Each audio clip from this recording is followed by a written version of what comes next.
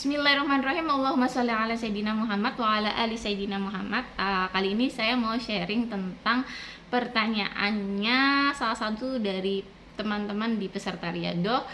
Memada tipsnya gimana sih biar istiqomah berdoa tiap hari, berdoa sampai nangis tiap hari walaupun kita itu sudah bahagia, walaupun kayaknya tuh udah nggak ada lagi yang diminta ke Allah kayak gitu ya. Nah, oke, langsung saja. Tips yang pertama adalah ubah pola pikir, ubah definisi kita tentang berdoa. Jadi berdoa itu bukan hanya kita minta ke Allah ya, bukan hanya sebuah permintaan, bukan. Berdoa itu sebenarnya justru berdoa itu definisinya bukan cuma minta ke Allah ya, karena kalau kita minta itu perampok minta ke korban yang dirampok pun itu juga minta kayak gitu ya. Jadi berdoa itu sebenarnya adalah definisinya atau kita harus memaknainya bukan hanya kita minta pertolongan pada Allah, tapi menghambakan diri kepada Allah. Wujud pengakuan lemahnya kita di hadapannya Allah. Wujud pengakuan kita sebagai hambanya Allah, sebagai pegawainya Allah. Kalau dalam bahasa Jawa itu halus banget itu ya, sebagai kawulonya Gusti Allah kayak gitu ya. Jadi jangan artikan berdoa sesempit kita punya hajat langsung lalu minta gitu ya.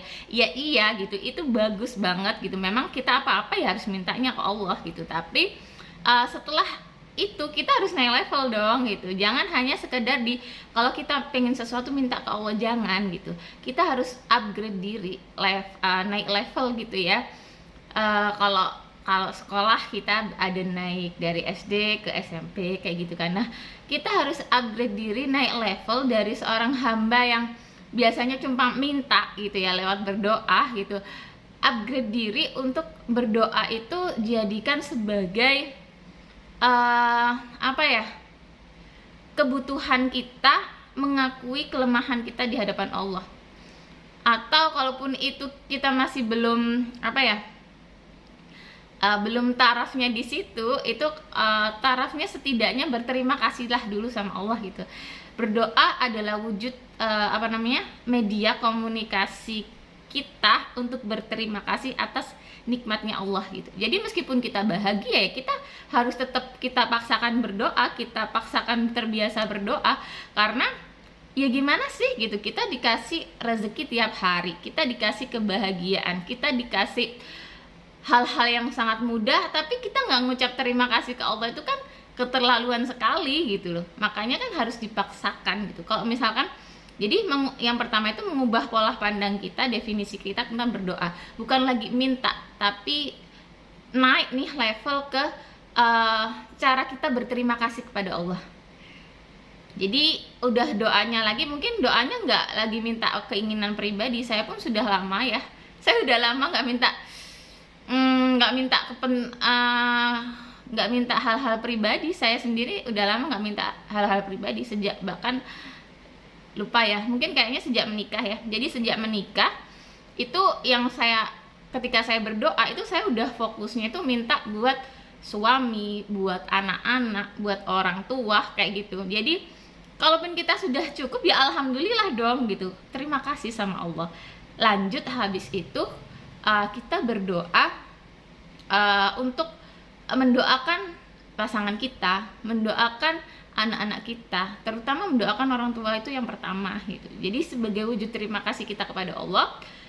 Ya udah sebagaimana yang kemarin kan ya, gimana sih caranya berdoa bisa menangis, itu awal saya selalu membuka dengan bersyukur sih. Bersyukur, berterima kasih sama Allah, kemudian saya memohon ampunan sama Allah, kemudian baru yang ketiga ini saya doakan satu persatu, orang tua saya, suami saya, anak-anak saya, anak-anak bisnis saya gitu ya. Itu sih gitu. Saya pernah itu doa keinginan pribadi saya itu waktu itu aja sih, waktu dulu dendam positif aja ya, waktu ingin ya Allah mudahkan hamba bisa membawa suami hamba umroh gitu. Ya itu keinginan pribadi sih, cuman tujuannya adalah untuk memuliakan suami kan gitu. Jadi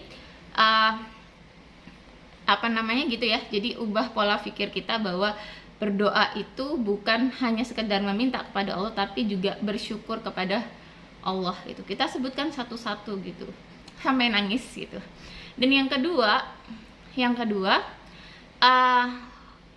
harus dipaksakan ya. Jadi yang pertama itu mengubah definisi kita, pola pandang kita tentang berdoa. Bukan lagi meminta, tapi kalau kita sudah bahagia, kita sudah merasa cukup gitu, ya kita berterima kasih sama Allah gitu, wujud terima kasih kan. Jadi mengubah definisi. Yang kedua harus dipaksakan.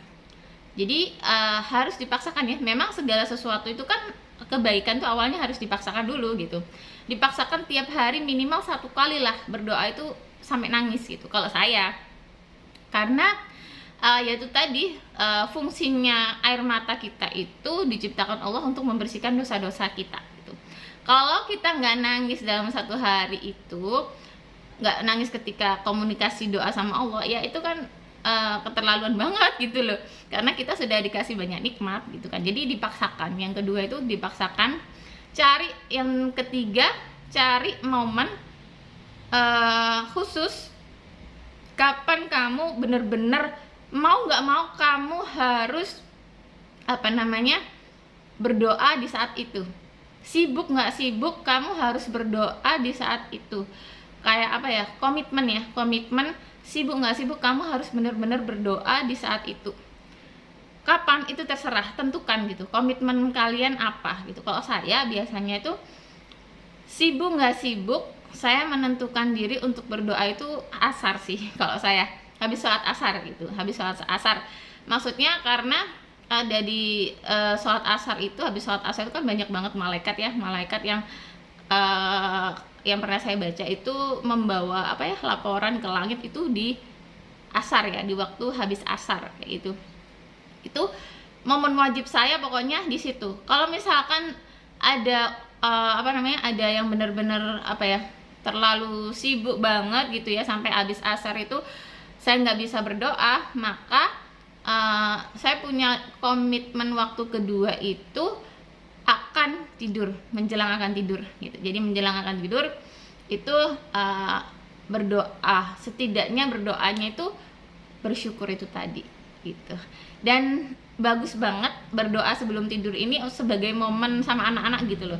Ya Allah, alhamdulillah mengajarkan anak-anak juga kan gitu. Jadi ya Allah, alhamdulillah ya Allah hari ini kita sehat gitu. Ya Allah, alhamdulillah hari ini seperti ini gitu. Itu untuk memberi contoh sama anak-anak gitu. Tapi kalau saya sendiri kalau mau tidur ya pribadi saya berdoa sendiri, kemudian mengajak anak-anak gitu. Dan itu juga sebagai contoh banget ya. Jadi ngefek banget buat anak-anak untuk lebih banyak bersyukur dan mencontoh kita untuk apa-apa itu ya mintanya ke Allah, apa-apa itu ya bersyukur kepada Allah kayak gitu. Jadi 3 sih tipsnya ya. Yang pertama mengubah pandangan kita, mengubah definisi kita tentang berdoa, bukan lagi meminta, naikkan level ke harus bersyukur kepada Allah. Kalau kita nggak bersyukur dengan berdoa, komunikasi ke Allah, setidaknya terima kasih, ya kita keterlaluan dong gitu. Yang kedua yaitu dipaksakan gitu. Kita paksakan setidaknya 1 hari kita harus harus berdoa sampai nangis 1 kali satu hari itu dipaksakan setidaknya berdoa sampai nangis gitu. Dipaksakan ya 1 kali dalam sehari minimal gitu. Dan yang ketiga, tentukan waktu-waktu komitmen kita untuk benar-benar di situ harus berdoa. Sibuk nggak sibuk harus berdoa. Nah, komitmen itu ada 2 gitu, ada 2 waktu minimal gitu ya. Jadi yang pertama kalau saya kan asar. Kalau tahajud ya tahajud itu kalau saya belum bisa yang leluasa ya, karena pasti mepet-mepet gitu loh. Dan saya kalau tahajud itu kebanyakan waktunya mepet itu saya istighfar gitu, atau baca doanya Nabi Yunus kalau saya. Jadi kalau saya justru tahajud itu belum bisa yang banget berdoa banget, itu belum. Jadi karena waktunya mepet, saya fokusnya ke minta ampun gitu, zikir minta ampun. Jadi saya berdoa yang enak, Yang panjang itu kalau saya komitmen saya tetapkan itu asar, habis sholat asar. Atau komitmen kedua, kalau memang asar itu benar-benar sibuk, benar-benar mungkin ada sesuatu yang akhirnya nggak bisa berdoa panjang di situ, nggak bisa nggak bisa munajat yang enak, yang bermanja-manja ke Allah, di situ saya pilih waktu akan tidur biasanya setelah mengaji al-mulk kayak gitu.